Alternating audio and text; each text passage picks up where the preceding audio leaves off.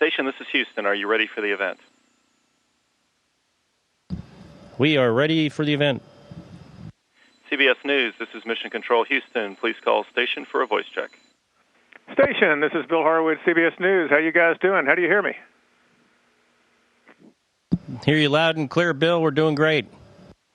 Hey, thanks a lot. Really appreciate you taking the time to chat with us today. And Scott, I think I'm going to start with you. I mean, standard question for a guy up in space for nearly a year. How's it going? I mean, you're nearing the halfway point anyway, but how are things proceeding for you? Yeah, things are going great. In about 2 weeks, I'll come up on the amount of time I was here on my flight last time, which was 159 days. I think I'm about 143 right now. I have a lot of energy. I'm able to focus. I think I have a pretty good attitude about it. A year's a long time, but I'm still, looking forward to the rest of this flight. And we got a lot of great things coming up that we're going to do. And it's been a great experience so far. Well, as someone looking in from the outside, in a couple of weeks, Gennady Padalka, your Soyuz commander, is going to be heading back to Earth. And you and Mikhail Kornienko, of course, are going to be staying to complete your mission. And it strikes me that'll be quite a moment. I mean, most astronauts would be thinking about coming home right now or packing or something like that. But you and Mikhail will be looking ahead to what amounts to an entirely new mission. I just wonder how you look at that, how you process that. Seems kind of daunting to me. Well, I think Misha and I will both be very upset with Gennady when he leaves us, and maybe a little bit envious. But, I think I'm kidding there. But, Gennady, we'll definitely miss him. He's a great crew member, has been a great commander. But I think your perception and what you're anticipating, I guess, the length you're anticipating is what's really important and kind of, maybe affects your fatigue level. I think there is that kind of 2/3 phenomena where, when you get 2/3 of the way into something you can start seeing the end from where you are, that's when maybe in a flight like this the fatigue might build up. I was worried that maybe that was really just at the 3 or 4 month point that would happen, but I think it really is, it's based on what your expectations are, and my expectation coming this was a year, so I don't feel like I should be coming home right now, which is a good thing. Yeah, I think so. You've been asked about this in almost every interview, and I like your strategy of, I guess, you count up instead of counting down. You mentioned you still have a lot of energy and you're positive. Is there anything that is wearing on you a little bit as you think ahead?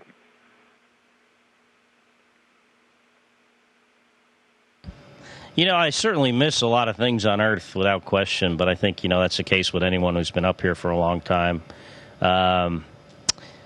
Actually, I'll quote Gennady again, and he puts it very well. He says, when you're in space, you dream of, or when you're on Earth, you dream of being in space, and when you're in space, you dream of being on Earth. So it depends on where you are. You kind of wish you were in the other place.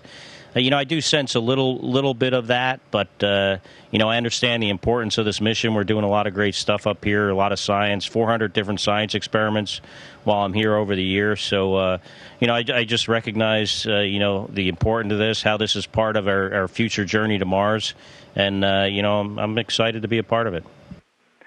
Well, let me ask you one more quick one about science before I get to Kjell here. I don't want to ask you to review all the science you guys are doing up there because we'd be here for days, but I will ask you about the vision research. I know you were doing some of that earlier today, or at least so I was told. I'm just curious, is there anything going on with your eyesight that's noticeable to you? I actually think it's noticeably a little bit better. I would say, I didn't quite look at the data, although I actually got some of my results today, just the 2020 kind of data. I was just curious, but I think I think it's a little better than it was on the ground, and a little bit better than it was earlier in the mission. I think I did have a little bit of an effect early on, but now it doesn't seem to have as much of an impact. I'm actually thinking about maybe on a spacewalk not wearing my glasses, which I normally wear those for both reading and a little bit of a distance correction. But the the distance vision seems like it's gotten a little bit better, so I might go without. That's really interesting. That's fascinating. Kjell, let me ask you a couple here. You've spent years and years on the road to becoming an astronaut, and now you're 25 days or so into your first mission. Can you give us a sense of your first impressions? I mean, what were you thinking that first day aboard station when you were finally alone at the end of the day, kicking back and just knowing you were finally there? Well, it's this really kind of represents for a lot of the people that come up here a dream come true. And I mean, this is just an incredible place to be, an incredible place to live and work. And so the rocket ride, of course, was amazing. But after docking and coming through that hatch, coming into the space station that we see on television, we train in a mock-up in Houston. But to come into this actual thing, to float into this, was just exhilarating and almost overwhelming. Just the fact that, that the crew that I came up with, Oleg and Kimmy and I, were actually up here. And, the time that we've spent up here these past 25 days have been incredible. Getting to look down at the Earth, getting to learn how to live and work in this environment, how to keep things organized and not make a mess of myself when I'm eating. What's been the biggest surprise for you so far?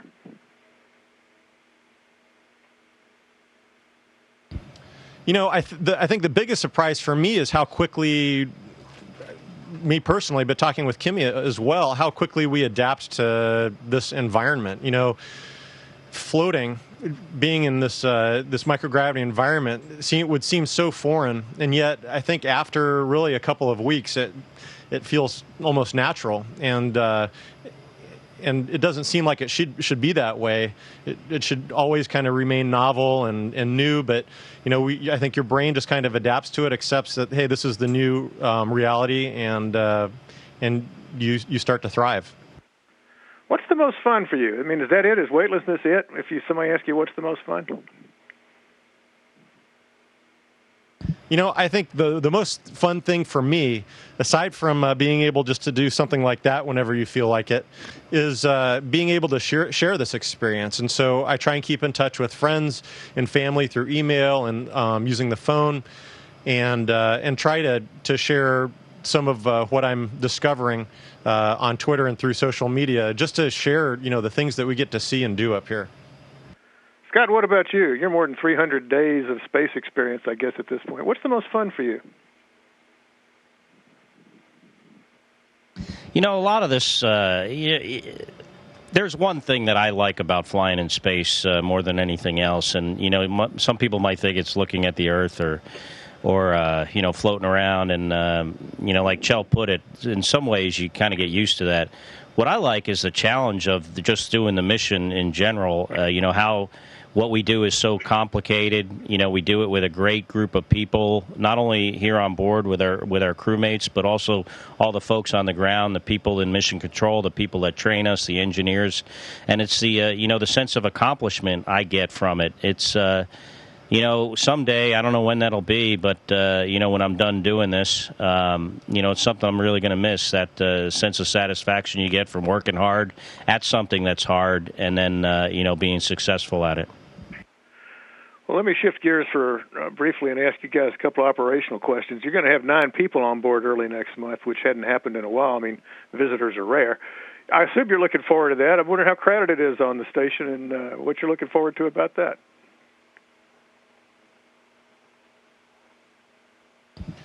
Well, we are really looking forward to this next crew that's coming up and is going to be spending about 10 days up here. Of course, Gennady will take that Soyuz home, and Sergei will stay up here with us. But having that group of people up here, back when the shuttle was flying, we would often have many more than that up here. The space station is a large volume, and there's plenty of room for this extra crew, for this crew of 9 that we're going to have up here at one time. And I think it's going to be a lot of fun. It's fun to have folks up here, and it's going to be great to see Andy Mogensen come through the door and just to see him experiencing what Kimmy and I experienced for the first time just a month ago. Guys, this has been a tumultuous several months in terms of station resupply with those back-to-back failures of Progress in April and then a SpaceX Dragon cargo ship. You guys have had a successful Progress flight since then. But how important is tomorrow's Japanese HTV launch to build up the station's reserves again? Yeah, it's pretty important. We're in good shape right now, but if for some reason HTV didn't get here, we get pretty low on certain consumables, probably in late September, early October time frame. I'm sure we would figure out ways to bridge the gap on those things and get us to a orbital or SpaceX, whichever one makes it first, or even get some supplies up here on a progress. But if for some reason HTV gets delayed for a significant amount of time or something else happens, we do run into some issues at that point. We've been pretty good about dealing with those things, and I'm sure we will. We would figure out a way around it, but it is a very important launch for us coming up. Well, I misspoke. Obviously, that launch is Wednesday, not Tuesday. But one of the questions I jotted down was, could station support a six-person crew, I should say, if you had another resupply failure this calendar year? I mean, no one expects that, obviously, but if it happened, do you think you could keep 6 people up there in terms of the workarounds you're talking about, or do you think there'd be some chance you might have to go back down to 3 for a while?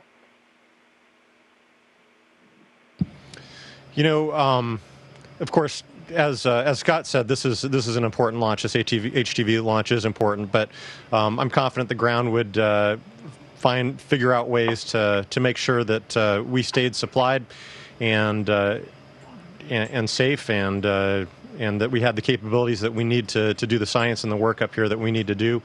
And if we didn't have enough supplies, we'd have to deal with that situation when it came up. Well, of course, commercial resupply, actually any resupply, is just one aspect of station operations. NASA's also developing commercial cruise ships to end this sole reliance on the Soyuz, but Congress seems reluctant to fund that program. It's almost like a catch-22. Congress is saying Soyuz contract extensions are evidence the agency doesn't have confidence in Boeing and SpaceX, that they'll get there. NASA's saying, well, we have to extend Soyuz because Congress hadn't funded us. What's going on there? I mean, how important is getting commercial crew up and running? Are you guys worried about that? I think, everything you said is pretty much true. We need funding to get a commercial crew capability, and we didn't get what we asked for this time. And then we had to, secure some more Soyuz seats through extending that contract to have our crew members get up here. So commercial crew is very important to us. I hope we'll get there with the current funding. I don't think we'll get there on the current schedule, obviously, or the schedule that we would have liked. But it is very important, and hopefully, people will recognize this and give NASA the support we need to get it done. You'd all worried that this funding scenario might force NASA to down select to just one provider, and would that be a concern to you?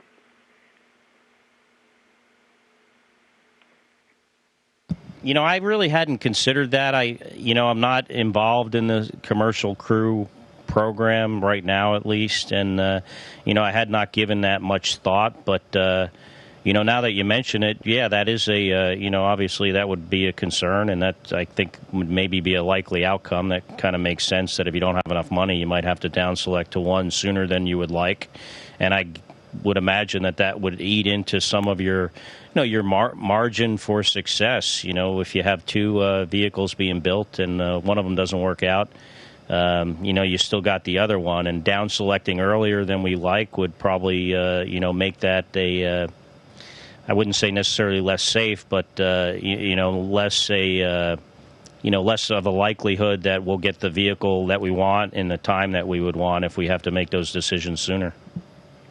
Well, just one more along those lines. One of the criticisms, I guess, from some politicians anyway, is the nature of commercial contracts as they worry about safety, lack of oversight at NASA and safety. But you guys are the ones who are going to be trusting your lives on these things. What are your thoughts about flight safety? Are you guys comfortable with the commercial contracting setup to ensure your safety?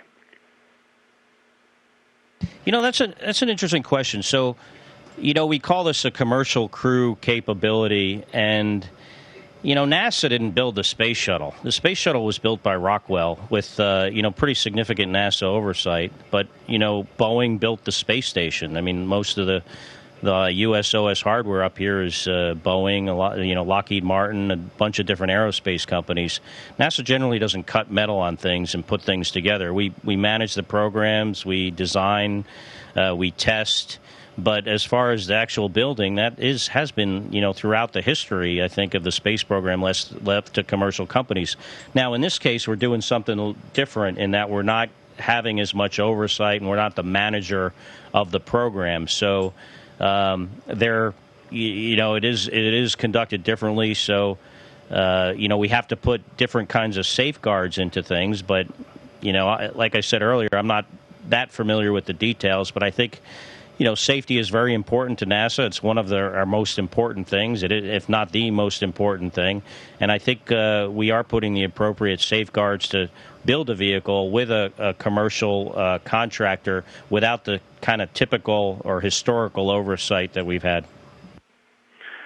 Well, thanks. I've got about 4 minutes left. I want to shift gears once again and ask you a question about social media, which is playing an increasing role, it seems. I mean, I sit here on my computer every day and see pictures you guys tweet out, which are pretty stunning. I'm especially impressed by those night shots you guys take of the aurora and star fields against the limb of the Earth, that sort of thing. How do you do that? How do you pull off those shots? They're really quite spectacular. Well, like I said previously, that's one of the joys up here is to get to share some of the views that we get to experience. And so first of all, we get great training on the ground and cameras and using the video cameras and the other assets that we have up here. We've got great equipment up here to use, and we've got great views. I mean, we're above the atmosphere, and so we have these clear views of the stars and really spectacular views of some of the phenomenon that you don't quite get to behold on the ground. The auroras, you get, if you're lucky and live in the southern and northern hemisphere extremes, you might get to see the aurora. But to be up here and to get to see kind of the oversight of it is pretty amazing. Scott, how about you? You've sent down some truly spectacular sunset and sunrise pictures that a couple of those have made my iPhone home screen. Yeah, those are, some of the pictures we take, that's how it looks with your eyeball, like the sunrise and the sunset. Others, the camera obviously makes it look better, like the aurora. I mean, the aurora is spectacular with looking at it with your eyes, but the camera does, and the settings of the camera does make it look better. Same thing with some of the Earth shots. The Earth's spectacular, but the way you use the camera can enhance that. And, I think people enjoy that. People like, beautiful pictures. And, if we could make them a little bit more beautiful with the equipment we have up here, I think that's, some artistic license I take. And I'm glad, people like yourself and other people enjoy it. Yeah, no question about that. Well, listen, I've got one last question, or time for one last question, and I'll go back to politics one last time. I'm sure that's your favorite topic, but anyway, space hasn't really been on the political agenda so far with the presidential candidates. Donald Trump said over the weekend that he thinks a flight to Mars would be, quote, wonderful, but, quote, I want to rebuild our infrastructure first, which I don't know what to make of that. But anything you guys would like to say to all the folks that are out there throwing their hat in the ring for president about space and the need to support your all's objectives? Well, historically, NASA's gotten not universally bipartisan support, but we do get bipartisan support, and we really appreciate that. We could always use more money. We're going to do the best with the money we're given, and when you look at the overall budget of the the U.S. budget, NASA gets a very small part of that, and I think space is an investment in our future. I think what we get from even building the space station, the economic return, the science return is very, very important to to our nation, to our economy. So I would like to see all the candidates really support us, and I think they probably do in some regard, but also support a bigger budget, like you were talking about with the the commercial crew and being able to build that vehicle on the time frame that we need to support our space station missions and our in our future missions. We need to be able to put that money into the U.S. economy, into U.S. companies, aerospace companies, versus sending it overseas. So I hope they would see that. Guys, thank you very much. I got to wrap up. I look forward to talking to you again down the road, and have fun up there.